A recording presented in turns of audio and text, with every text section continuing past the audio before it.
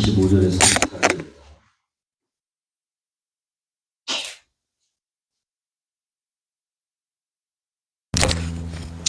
오늘 우리에게 주시는 하나님의 말씀 마가복음 5장 25절로부터 34절까지의 말씀 우리 함께 나누겠습니다. 제가 온 개신교회가 같이 쓰고 있는 개역개정 성경으로 봉독하겠습니다. 12해를 혈루증으로 앓아온 한 여자가 있어 많은 의사에게 많은 괴로움을 받았고 가진 것도 다 허비하였으되 아무 효험이 없고 도리어 더 중하였던 차에 예수의 소문을 듣고 무리 가운데 끼어 뒤로 와서 그의 옷에 손을 대니 이는 내가 그의 옷에만 손을 대어도 구원을 받으리라 생각함이러라. 이에 그의 혈루 근원이 곧 마름에 병이 나은 줄을 몸에 깨달으니라. 예수께서 그 능력이 자기에게서 나간 줄을 곧 스스로 아시고 무리 가운데서 돌이켜 말씀하시되 누가 내 옷에 손을 대었느냐 하시니 제자들이 여짜오되 무리가 에워싸 미는 것을 보시며 누가 내게 손을 대었느냐 물으시나이까 하되 예수께서 이 일 행한 여자를 보려고 둘러보시니 여자가 자기에게 이루어진 일을 알고 두려워하여 떨며 와서 그의 앞에 엎드려 모든 사실을 여쭈니 예수께서 이르시되 딸아 내 믿음이 너를 구원하였으니 평안히 가라 내 병에서 놓여 건강할지어다. 아멘. 세번역 성경으로 한 절씩 교독하겠습니다. 그런데 12해 동안 혈루증을 앓아온 여자가 있었다. 몇 살의 의자에 보이면서 고생도 많이 하고 재산도 다 없었으나 아무 효력이 없었고 상태는 더 악화되었다. 이 여자가 예수의 소문을 듣고서 뒤에서 무리 가운데로 끼어 들어와서는 예수의 옷에 손을 대었다. 그 여자는 내가 그의 옷에 손을 대기만 하여도 나을 텐데 하고 생각하고 있었던 것이다. 그래서 곧 출혈의 근원이 마르니 그 여자는 몸이 나은 것을 느꼈다. 예수께서는 곧 자기에게서 능력이 나간 것을 몸으로 느끼시고 무리 가운데서 돌아서서 누가 내 옷에 손을 대었느냐 하고 물으셨다. 제자들이 예수께 무리가 선생님을 에워싸고 떠밀고 있는데 누가 손을 대었느냐고 물으십니까? 하고 반문하였다. 예수께서는 그렇게 한 여자를 보려고 불러보셨다.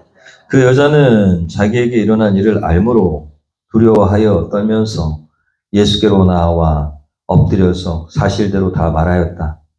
그러자 예수께서 그 여자에게 말씀하셨다. 딸아 내 믿음이 너를 구원하였다. 안심하고 가거라.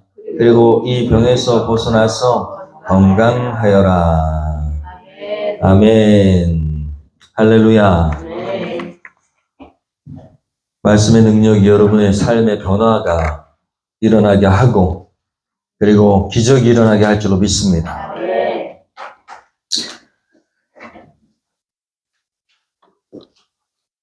오늘 말씀 가지고 옷자락만이라도 라는 제목으로 하나님 주신 말씀 함께 나누고 그리고 삶의 결단과 변화가 있는 귀한 시간 될 줄로 믿습니다.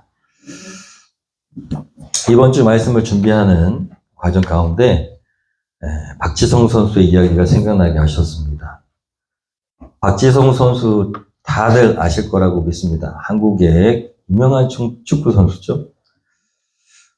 박지성 선수는 외아들입니다. 아버지가 좋은 직장에 잘 다니다가 아들이 축구한다니까 직장을 그만두고 정육점을 하기 시작했습니다. 아들 잘 먹이기 위해서. 처음에는 박지성 선수가 축구한다니까 허락하지 않았다고 해요. 반대했다고 합니다. 너무 왜소하고 그리고 해도 왜소한 체구에 성공할 것 같지 않아가지고 고생만 하다가 그만둘 것 같으니까 안 된다고 얘기했대요. 그런데 워낙에 이 박지성 선수가 너무 열심히 조르니까 조건을 달고 허락시켜 줬답니다.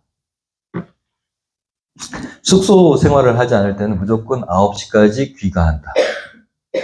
그리고 네가 선택했으니까 네가 힘들다고 하는 순간부터는 힘들다라는 말이 나오면 그때는 그만두는 거다. 박지성 선수는 한 번도 이 조건을 어기지 않았답니다. 9시까지 무조건 숙소 생활을 하지 않을 때는 집에 들어왔고요. 다음날 또 다시 운동 나가야 되니까. 그리고 힘들다는 얘기를 한마디도 하지 않았대요. 수원공고 1학년 때 축구 선수였는데 158cm에 불과했답니다. 그러니까 기용이 안 되는 거예요. 너무 작으니까. 엄마와 아빠, 외아들을 둔 이 부모가 얼마나 답답했겠어요. 그러니까 별의별 걸 다 먹였답니다. 개구리 뒷다리, 정말 많은 걸 먹였대요. 간절함이 통했는지 키가 176인가까지 컸습니다. 크지 않아요.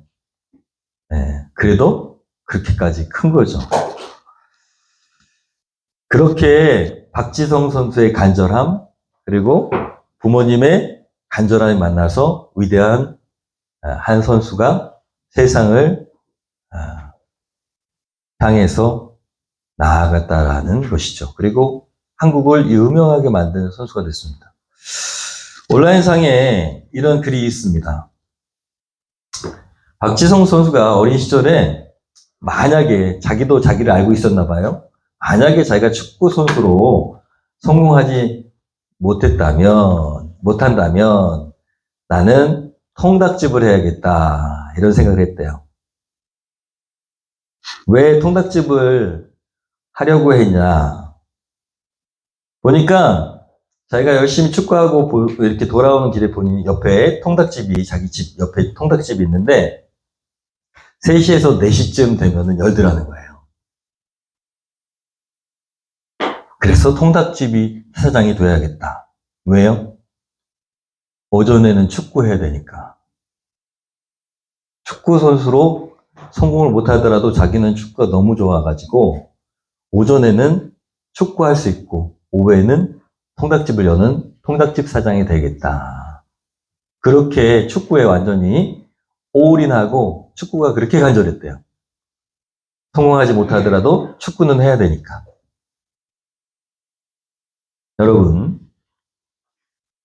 여러분의 마음에는 어떤 게 간절함이 있습니까?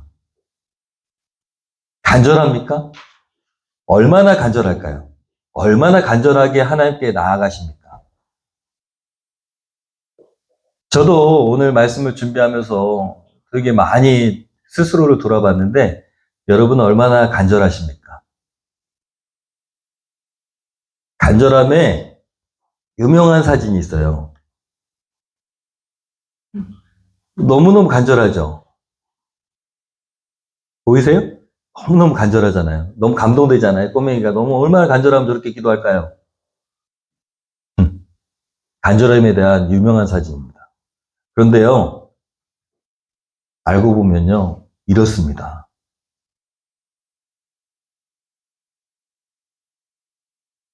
그 위에 사진만 보면 엄청 감동이 되고 간절한데 실제 사진을 보면 웃겨요. 웃기죠? 여러분, 제가 이 사진을 하나님께서 발견하게 하시면서 제가 이걸 보면서 충격을 받았습니다. 여러분, 우리가 간절하다고 기도하는데 하나님 보실 때 그냥 웃길 수도 있다는 거예요. 정말 간절한가? 그냥 모양만 간절한가? 진짜 마음을 다해서 간절하게 기도하는가? 아니면 간절한 척 하는가? 여러분, 하나님은 속일 수 없습니다. 하나님도 기가 막힐 거예요. 간절하구나. 네가 간절하다고 그렇게 속아주시겠지요. 하나님 좋으신 분이시니까. 그런데 여러분, 과연 우리가 어떤 기도를 할 때 얼마나 간절한지 그리고 우리의 상황이 바뀌기를 원해서 얼마나 간절한지 한번 돌아보는 이 시간 되기를 소원합니다.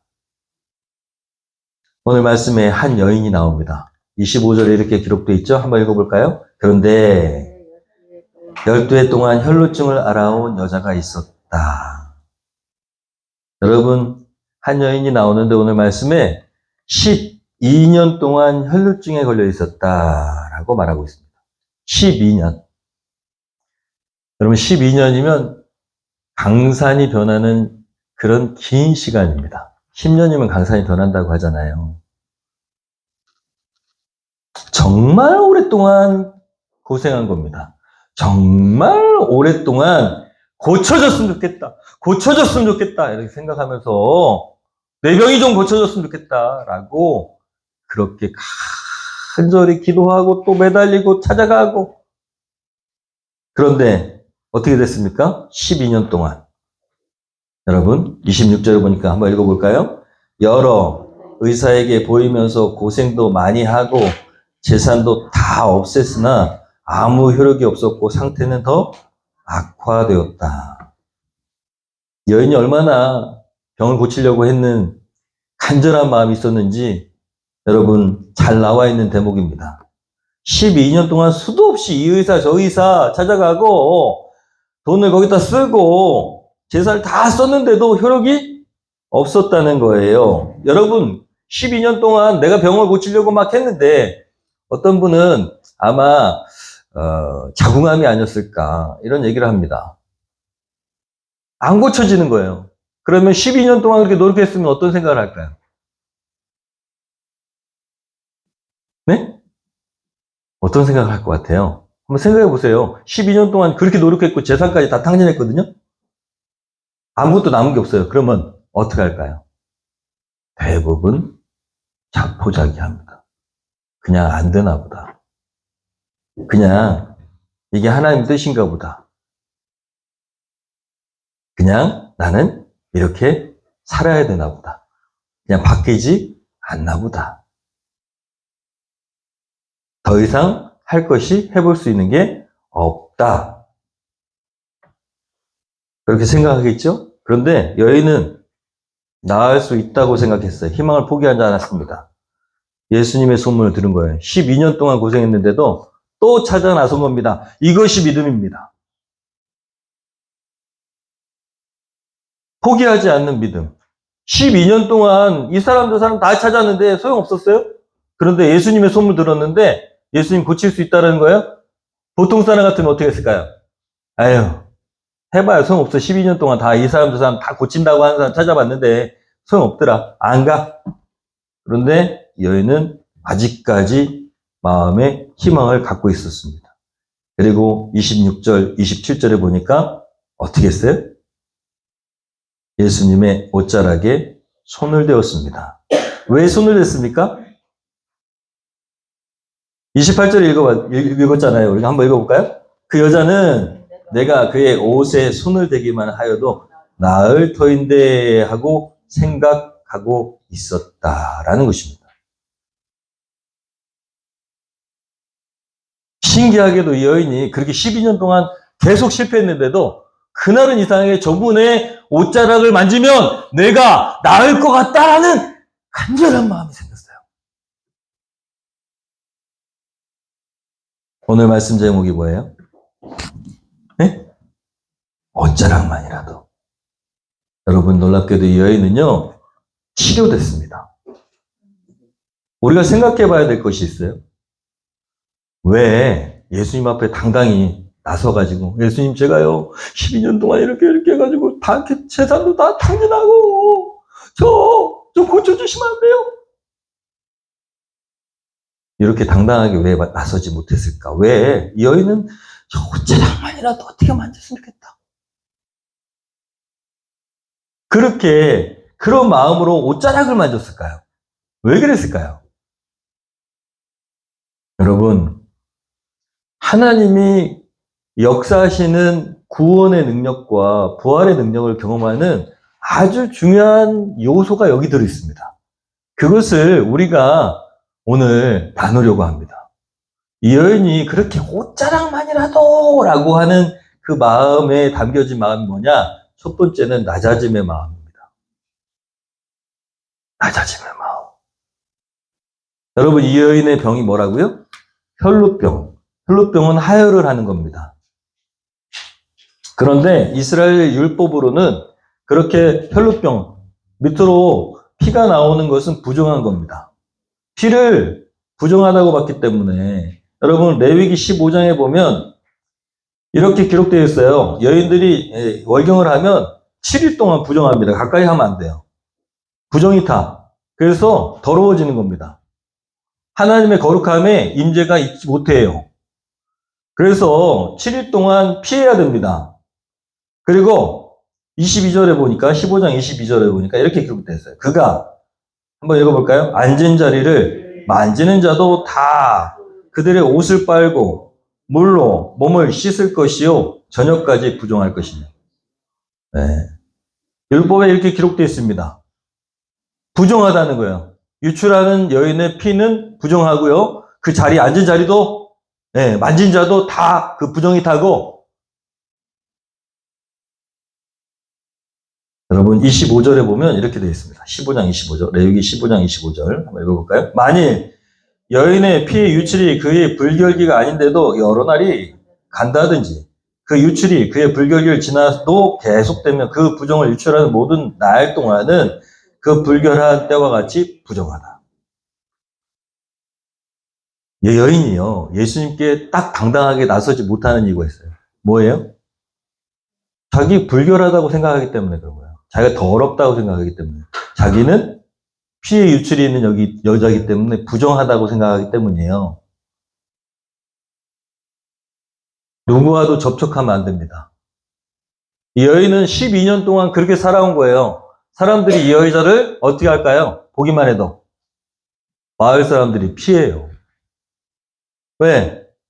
이 여자하고 관계가 이렇게 만지거나 접촉하게 되면 어떻게 돼요? 부정하게, 하루 종일 부정하니까. 여러분, 12년 동안 이 여인은 더러운 존재로 그렇게 인생을 살았습니다. 예수님과 대화한다는 것은 불가능합니다. 가당치도 않아요. 돌에 맞아 죽을 수도 있어요. 여러분, 예수님의 옷자락을 몰래 만지는 이 여인의 처지가 이렇게 딱한 겁니다. 예수님을 만나던, 지금 오늘 말씀에서 예수님과 함께 있던 모든 사람 중에 제일 낮고 천한 사람이 누구예요? 네, 이 혈루증에 걸린 여인입니다. 거기 있는 사람들이 대부분 다 있었는데, 그러니까 이 여인은요, 함부로 나설 수도 없고 만질 수도 없고 따라갈 수도 없어요. 자기 정체를 몰라야 돼요. 사람들은 예수님을 막 밀치고 막 그렇게 한다고 그랬잖아요. 지금 말씀 보니까. 아니, 사람들이 이렇게 많아서 예수님을 그렇게 밀쳤는데 누가 만졌냐고 물어보시면 어떻게 합니까? 이렇게 많은데, 사람들이 예수님을 만지고 밀치는 사람이 그렇게 많은데 누가 만졌다고 물어보시면 누구라고 얘기하겠어요? 라고 제자들이 얘기하는 거예요. 그런데 예수님은 아셨어요. 예수님은 여러분, 가장 낮은 마음, 가장 스스로 비참하다고 생각하고 나는 은혜 아니면 안 된다라고 생각하는 그 낮은 마음, 거기에 하나님의 은혜가 임한 것입니다. 여러분, 이 여인은 자기 스스로가 그렇게 낮은 자, 정말 보잘것은 없고 부정한 자로 여겼기 때문에, 여러분, 그 많은 사람들이 예수님을 만졌지만 예수님의 능력은 이 여인에게 흘러간 겁니다. 은혜는, 하나님의 은혜는 낮은 곳으로 임하게 되어 있습니다.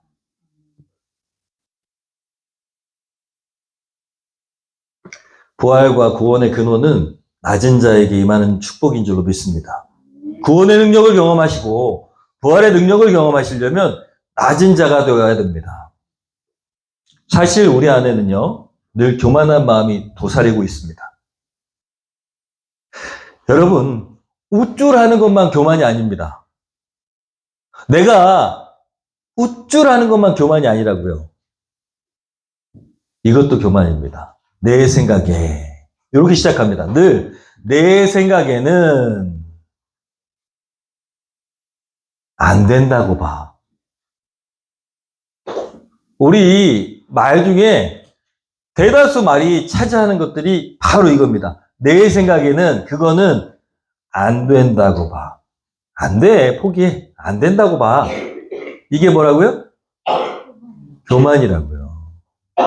우쭐하는 것만 교만이 아니고, 여러분, 자신의 생각이 옳다고 생각하고, 그리고 내 생각에는 분명히 이건 안 되라고 생각하는 그 생각으로 사로잡혀 있는 한, 그것은 교만입니다. 스스로의 생각에 사로잡히지 않기를 축원합니다. 여러분, 불가능하지 않습니다. 우리는 말씀과 성령의 소리를 들어야 됩니다. 그것이 순종입니다. 그것이 겸손입니다. 내 생각에는 안 돼라고 생각하는 마음에 지배받지 마십시오. 빌립보서 4장 13절 하나님의 말씀입니다. 내게 한번 읽어보겠습니다. 내게 능력 주시는 자 안에서 내가 모든 것을 할 수 있느니라.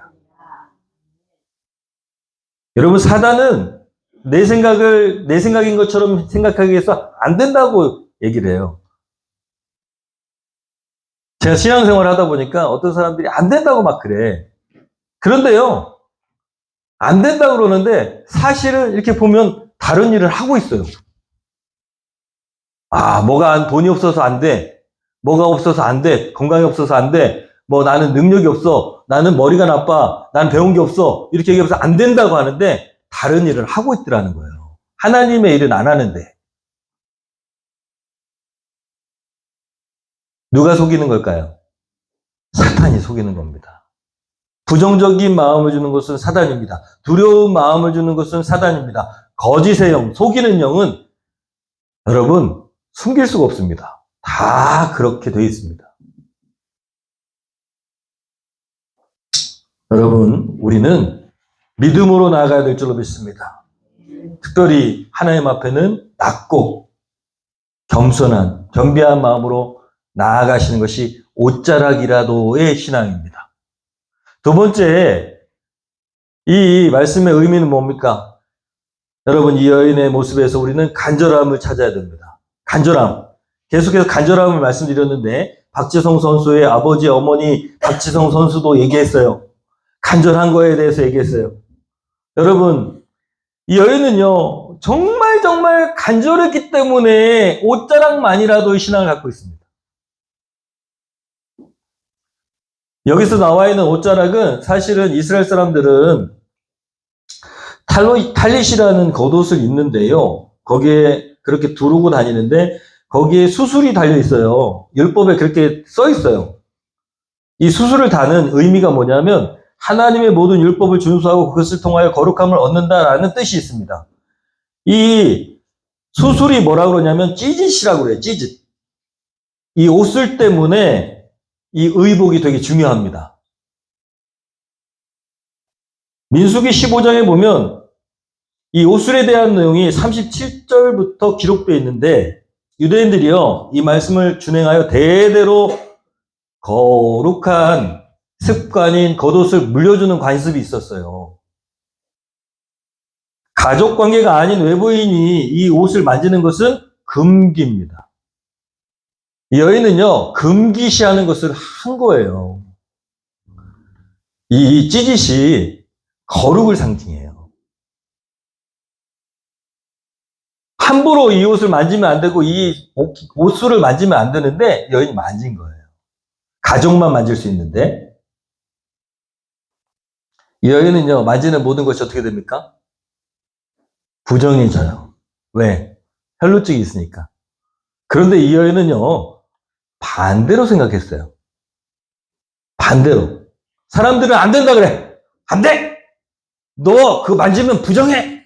근데 이 여인은요, 하나님의 은혜로 반대로 생각했어. 자기는 부정해서 내 부정이 저리로 예수님의 그 흘러가는 것이 아니라 예수님의 거룩하고 완전함이 나에게로 흘러온다고 생각했어요. 놀랍지 않습니까? 예수님 부정해지는 게 아니라 내가 깨끗해질 거라고 생각한 거예요. 신앙생활 하면서 어떤 사람은 교회에 계속 다니는데도 여전히 부정적인 이야기들 하고 죄, 잘못된 거 이런 것만 얘기하는 사람이 있어요. 바리새인처럼. 여러분, 이 공간은 예수님을 상징해요. 하나님 나라를 상징합니다. 이 안에는 용납과 사랑이 있고 그리고 용서가 있고 여러분 그래야 된다는 거예요. 근데 틀렸다 맞았다 그런 것들이 이 예배당 안에 혹은 우리 공동체 안에 있다면 그건 사단이 주는 생각입니다. 교회 다니면서 그래요. 난 상처받았다 그러고 교회를 옮긴다 그러고 막 그런 분들도 있고 어떤 분들은 또 교회를 오래 생활 해보니까 여기 안에서 막 싸우고 그런 사람도 있어요. 그런데 저는요, 올바른 교회를 세울 때 우리 올바른 교회가 그러지 않기를 간절한 마음으로 간구했고요. 그런데도 불구하고 여전히 사단은 우리를 괴롭힙니다. 모든 교회들이 다 그렇게 서로 관계 가운데 힘들어하고 그렇게 되는 이유가 뭐예요? 사단이 부정적인 마음을 주기 때문이에요. 여러분, 여기서는 하나님의 은혜가 있는 것입니다. 하나님께서 이 간절함을 가지고 있는 사람에게 역사하신다는 것이고, 그리고 깨끗하게 하신다는 것이고, 그리고 용서하신다는 것이고, 그리고 정말로 하나님의 사랑이 흘러가게 하신다는 것입니다. 여러분에게 하나님의 사랑이 가득한 줄로 믿습니다. 하나님의 용서가 가득한 줄로 믿습니다. 예수님이요, 이 두려움을 이겨내고, 이 위험을 이겨내고, 이 여인은 목숨이 보장되지 않아요. 예수님을 이 옷깃을 만지는 것이 목숨이 보장되지 않는다고요. 죽을 수도 있어요. 율법을 어기는 거기 때문에. 자기가 부정한지 알면서도 감히 옷을 만지는 거기 때문에. 예, 이게 발각되면 어떻게 돼요? 죽을 수도 있어요. 돌에 맞아 죽을 수도 있어. 그런데 그 위험을 무릅쓰고 그걸 만진 겁니다. 왜? 그렇게 간절했기 때문에. 죽음을 각오하고 그걸 만졌다니까요? 그렇게 대단한 믿음의 도전을 한 것입니다. 그러자 예수님의 능력이 어떻게 됐어요? 믿음대로 흘러갔어요. 부정이 예수님께로 흘러간 게 아니라 예수님의 능력이 그 여인에게 흘러갔어요. 할렐루야. 놀랍지 않습니까? 여러분, 예수님께서 자신의 능력이 나간 것을 아시고 물어봤어요. 누가 내 옷에 손을 대었느냐? 그러자 여인이 덜덜덜 떨면서 이제 나는 어떻게 했다? 죽었다라고 생각했어요. 숨길 수 없구나. 이분한테 숨길 수 없구나. 나는 이제 죽었다라고 생각했을 거예요. 근데 예수님이 이렇게 말씀하십니다. 34절에 그 여자가 접니다. 제가 만졌습니다. 라고 하자 예수님께서 뭐라 그러셨어요? 딸아, 내 믿음이 너를 구원하였다. 안심하고 가거라. 그리고 이 병에서 벗어나서 건강하여라. 여러분, 표면적으로 보면 너무너무 잘못된 것이죠. 그렇죠? 표면적으로 보면 너무 잘못된 거잖아요. 지금 해서는 안 되는 나쁜 짓을 했잖아요. 이 여인이, 그죠? 부정한 짓을 했잖아요. 나쁜 짓을 했잖아요. 그죠? 그런데 예수님은 그것을 얘기하시는 게 아니고 지금 치유와 용서를 얘기하고 계세요. 이게 진짜 교회의 모습이어야 된다는 것이죠. 여기서 일이 좀 잘못될 수도 있어요. 무엇인가 일이 잘못되고 그리고 사단이 봤을 때는 아주 이거 잘못된 거야 라고 얘기할 수도 있습니다. 그러나 교회는 예수님의 이 지금 말씀처럼 합력해서 아름다운 선을 이루는 곳입니다. 더 좋은 결과를 얻어내는 것이죠.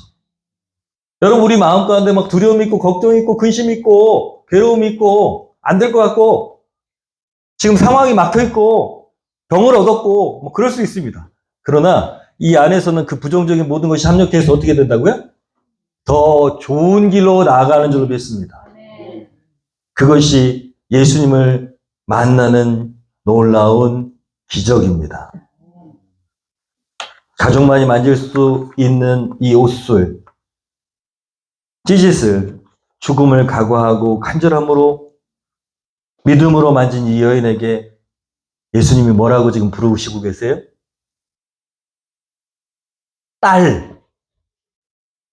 딸아. 여러분, 가족만 만질 수 있다고 그랬잖아요. 뭐요? 옷깃을, 옷술을 가족만 만질 수 있어요. 가족이 아닌 사람 만지는 것은 금기사항인데 이 여인이 그것을 만졌어요.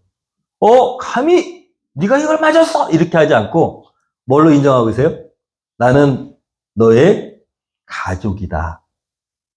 이렇게 인정하고 계시는 거예요. 얼마나 놀랍습니까? 믿음으로 불가능한 것을 도전해가지고 그것을 했더니 예수님께서 그 모든 문제, 지금 가족만 만질 수 있는데 나는 너를 가족으로 어떻게 한다? 인정한다 합니다. 난 네가 내 가족이라고 생각해. 딸아, 안심해. 괜찮아. 너는 우리의 가족이야. 여러분, 이게 놀라운 구원의 비밀이 있는 거예요. 예수님을 구세주로 영접하면 뭐가 됩니까? 하나님과 가족이 됩니다. 하나님의 자녀가 되고요. 예수님과는 형제가 돼요. 이 여인이 그것을 행한 거예요. 믿음으로 주님께 나아가니까 예수님과 어떻게 됐어요? 가족이 됐고 치유가 일어났고 회복이 일어났습니다. 믿음으로 도전하는 것이 이렇게 중요한 것입니다. 여러분, 믿음으로 도전해서 하나님의 능력의 자녀의 특권의 여러분 소유자가 되기를 소원합니다. 주님은 이 세상 살아갈 때 우리가 간절한 마음으로 믿음에 도전하기 원하십니다. 믿음에 도전하는 것은 쉽지 않습니다. 사단이 방해합니다. 여러분, 요즘에 학생들이요, 교회 다니는 학생들이요, 주일 성수하기가 너무너무 어렵습니다. 고등학교에 가잖아요? 그러면 시험 기간만 되면 학원에 오라 그래요. 학원에서. 교회 못 가게 합니다. 아침부터. 그런데 그게 선택의 순간이에요. 제가요, 지난주에, 지난주인가 어제 이제 제 친구 목사를 만났는데 전화가 왔어요. 주일날 만났는데, 오후에. 전화가 왔어. 딸이 학원 보내달라고 전화를 한 거예요. 고등학교 1학년인데. 학원 가야 되는데, 학원 좀 데려다 달라고. 왜? 차가 없어? 차가 2대라면서. 사모님이 쓰시는 것도 있다면서 너한테 왜 전화했니? 그랬더니, 안 데려다 준다는 거야. 왜? 주일날은 가지 말라 그러는데. 안 데려다 준대. 근데 본인한테는 전화 온대요. 본인은 데려다 준대. 사모님은 학원은 주일날 가지 말라고 그러는데요. 그래서 안 데려다 주니까 얘가 공부에 욕심이 있으니까 나 학원 가야 된다고 아빠 좀 데려다 주면 안 되냐고 전화가 왔어요. 깜짝 놀랐어. 근데요, 그 집이요, 시골에서 목회하는 어려운 목회자인데 성도도 별로 없고, 근데 그렇게 아주 강력하게 사모님이 그렇게 주일날은 학원 못 가게 한대요. 그런데 제가 알기로는 다 명문대 갔습니다. 둘째는 지난번에 중앙대 간호학원 갔어요. 서울로 갔어. 저 시골에 있는 애가. 주일날 학원을 못 가게 하는데. 못 가게 하니까 더 욕심이 생겨서 공부하는지 몰라도 하나님의 역사하심이 그렇습니다.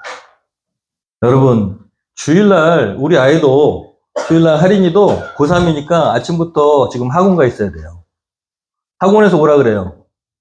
공부해야 된다고. 심지어는 이렇게 얘기합니다. 교회 다니는 학원 그 강사는요, 고3 지나면 학원 가면 돼. 아니, 교회 가면 돼. 지금은 뭐 할 때? 공부할 때야. 이렇게 얘기합니다. 여러분, 그거는 맞지 않습니다. 제 아이들이 지금 예배 끝나고 이제 시간이 돼서 학원 갈 수 있는 상황이 되면 데려다 줘요, 저는. 그렇지만 한켠에는 또 안 갔으면 하는 마음도 있긴 있습니다.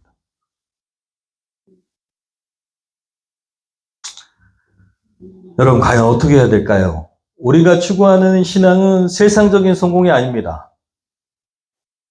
하나님의 영광 올려드리는 인생, 그 인생으로 사는 것이 우리의 인생의 성공인 줄로 믿습니다.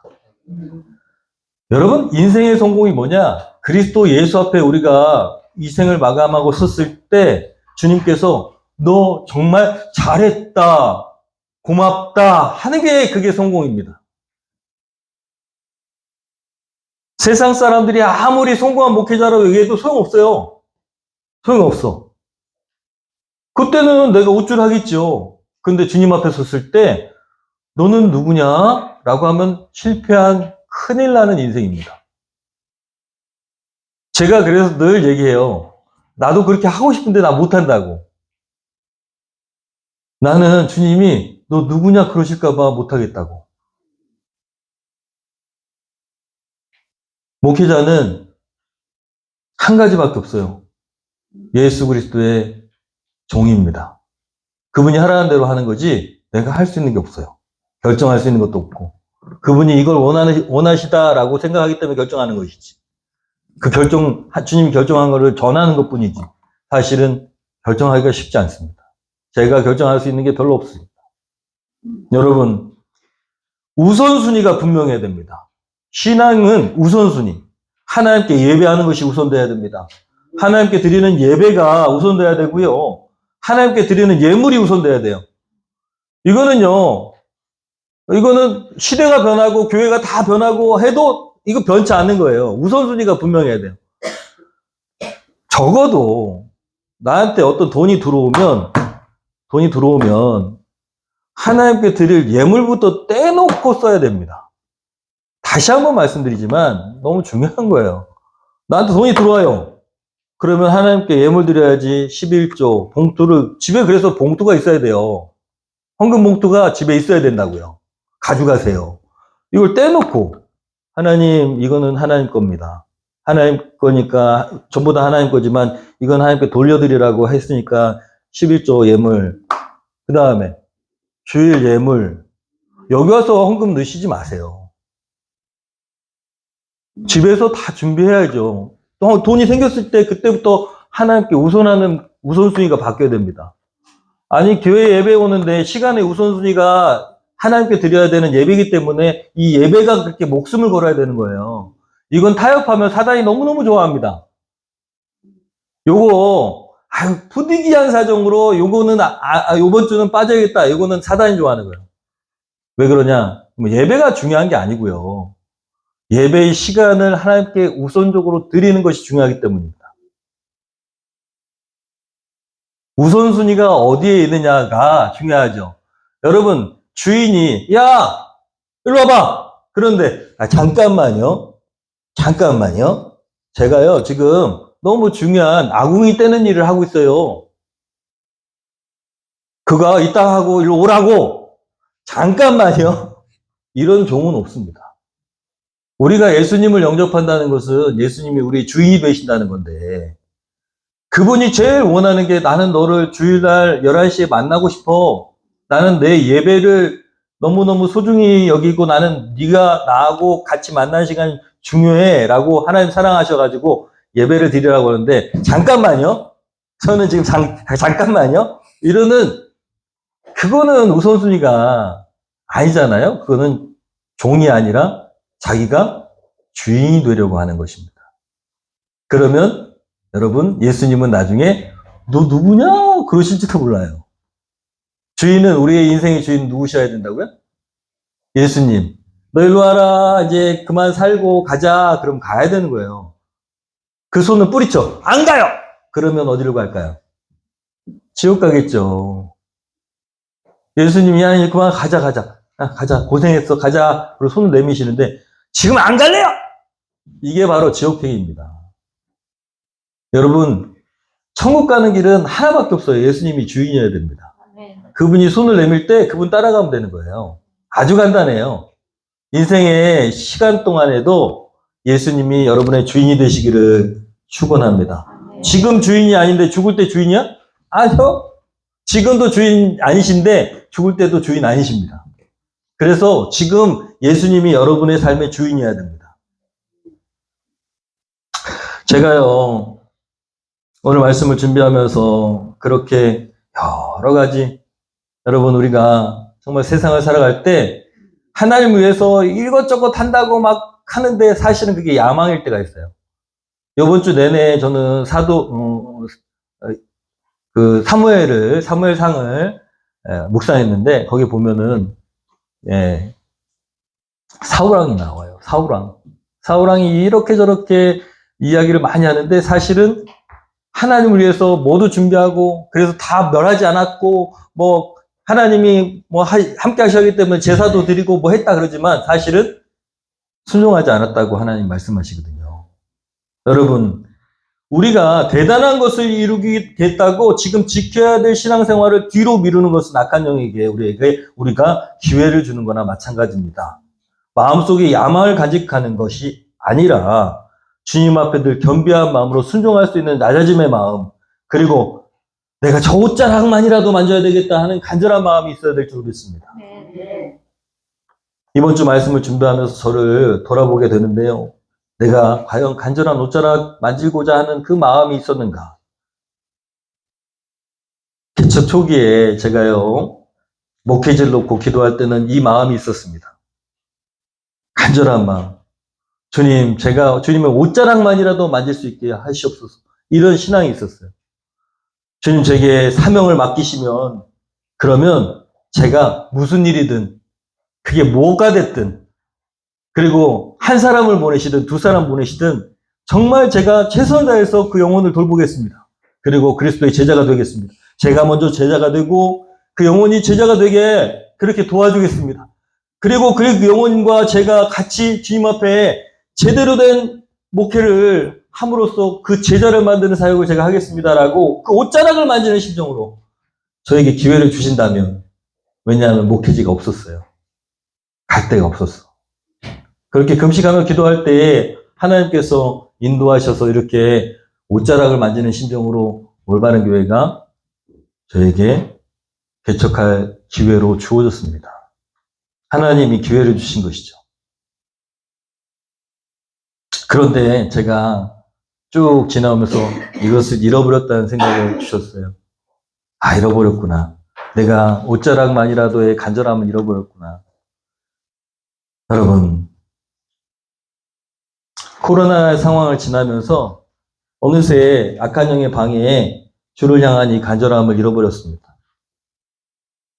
이번 주에 말씀을 준비하면서 주님, 제가 그렇게 옷자락만이라도 정말 하나님께서 기회를 주신다면 제가 정말 하나님의 영광을 위해서 목회자로서의 사명을 주신다면 그렇게 하겠습니다라고 했는데, 여러분, 그래서 올바른 교회가 세워졌거든요. 게다가 바른 교회, 하나님 기뻐하시는 교회에 대한 소명도 주시고 주님께서 맡겨주신 이 사명, 정말 제가 잃어버린 그 옷자락만이라도의 그 신앙을 다시 찾고자 합니다. 여러분이 기도해 주시고, 그래서 이번 주에 여러분, 저희 부부가 처음부터 다시 시작하자는 마음을 갖게 됐어요. 처음부터 다시 해야 된다는 마음. 코로나 이전에 처음에 주셨던 그 마음, 옷자락만이라도 붙잡는 그 신앙. 아내가 이 세미나에 갔다 오지 못했어요. 가정교회 세미나에 갔다 오지 못해서 데리고 가야겠다. 혼자 보낼까 하다가 혼자 보내면 안 될 것 같아서 같이 가야겠다. 나도 갔다 와야 되겠다라고 생각했는데 돌아보니까 저에게 더 필요한 것 같아요. 처음부터 다시 시작해야겠다. 지금 뭔가 잘못됐다. 지금 방향성이 잘못됐고 지금 정신 차려야 된다라는 생각을 주셨어요. 교회 문제요. 교회 건축 문제 걱정됩니다. 그런데 그건 아무것도 아니에요. 우리가 정말 교회 본질이 더 중요하고 우리가 정말 영혼 구원에 힘쓰고 그러면 그건 저절로 져질 거예요. 하나님께서 하실 거예요. 그거를 막 교회까지 져지면 뭐가 될 것 아니요.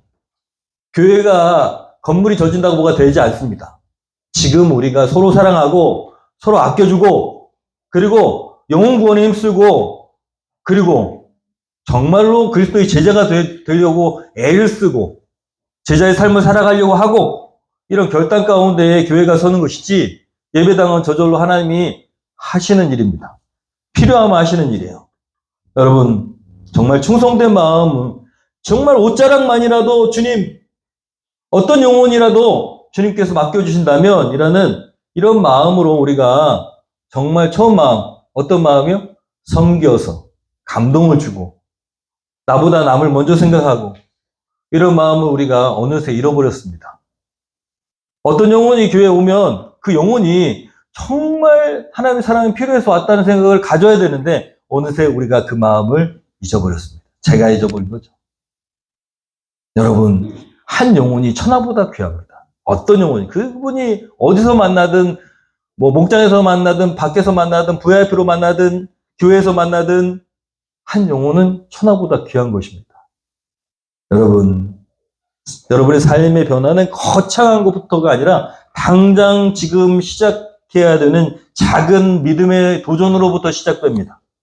저와 여러분이 믿음의 도전을 하기를 소원합니다. 그리스도의 옷자락만이라도 만지겠다는 간절한 심정으로, 여러분, 그런 간절한 심정으로 기도의 자리로 나아가는 저와 여러분 되기를 소원합니다.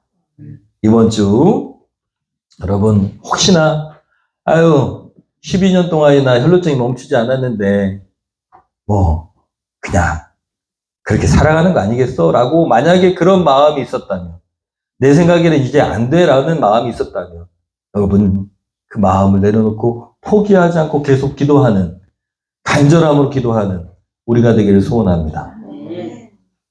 주님이 하시면 할 수 있습니다. 또 여러분, 믿음에 도전하는 것은 쉽지 않습니다. 사단이요, 되게 두렵게 만들어요. 죽을 수도 있다라는 생각도 줍니다. 그런데 믿음에 도전을 해야 됩니다. 믿음은 도전해야지 얻을 수 있습니다. 용기를 가지고 도전하는 저와 여러분 되기를 소원합니다. 할렐루야. 계속해서 감사함으로 사단이 틈타지 못하도록 감사하는 마음 갖기를 소원합니다. 여러분, 우리는 화평인입니다. 이번 연도는 화평인으로 살아야 됩니다. 먼저 인사하고 칭찬하고 변호하고, 여러분, 화평인으로 그렇게 주변의 사람들에게 화평, 그리스도의 화평을 전하시기를 소원합니다. 우리 시간에 결단 찬양하고 결단 기도하고,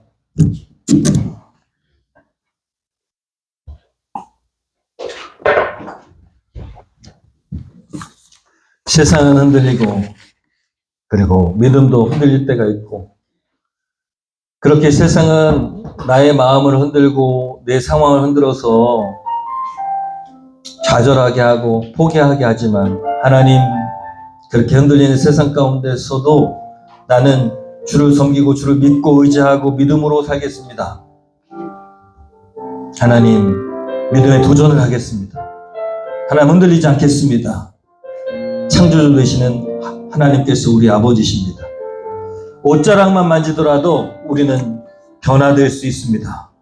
주님, 믿음을 주시옵소서. 우리 시간에 찬양하며 결단하겠습니다. 세상은 흔들리고,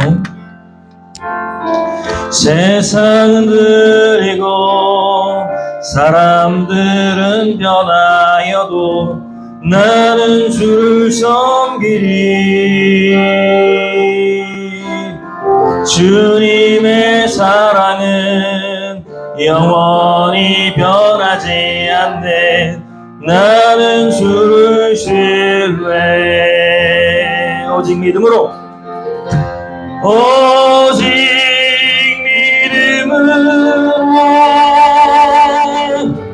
믿음으로 내가 살리라. 오직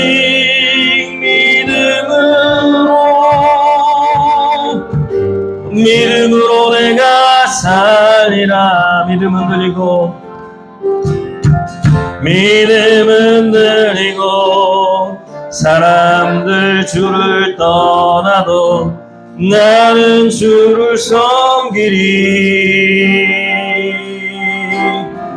주님의 나라는 영원히 쇠하지 않네.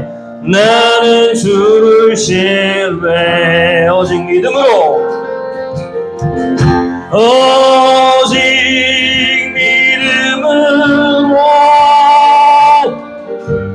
믿음으로 내가 살리라. 오직